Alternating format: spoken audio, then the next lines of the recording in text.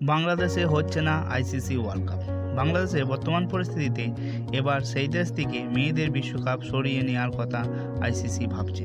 Bangladesh cricket board ও ICC যোগাযোগ রাখছে এই বিষয়ে পরিস্থিতি যা তাতে করে বাংলাদেশ থেকে বিশ্বকাপ সরানো হতে পারে। এই সম্বন্ধে বিস্তারিত জানতে হলে চ্যানেলটিকে লাইক, সাবস্ক্রাইব এবং পাশে থাকা বেল আইকনটি প্রেস করতে ভুলবেন না। হ্যাঁ বন্ধুরা, বাংলাদেশে এখন আইসিসি চিন্তার অন্যতম কারণ।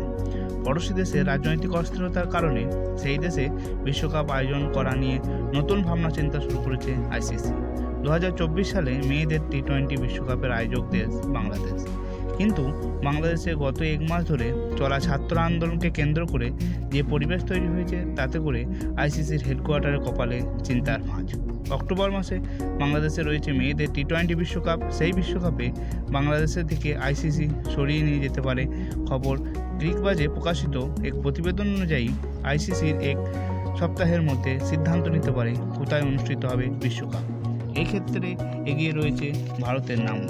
এছাড়াও আইসিসি চাইছে বাংলাদেশের সঙ্গে কাছাকাছি টাইম জোনে থাকা দেশে বিশ্বকাপ হোক। সেক্ষেত্রে ভারত, সংযুক্ত আমিরাত শাহী, শ্রীলঙ্কা নামও রয়েছে।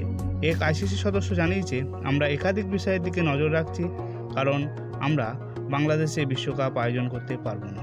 আইসিসি শীঘ্রই বাংলাদেশ ক্রিকেট বোর্ডের কর্তাদের সঙ্গে কথা বলবে ঢাকা এবং সিলেটে গুরুত্বপূর্ণ এই বিষয়ে আপনাদের কি মতামত তা কমেন্টে জানাতে ভুলবেন না।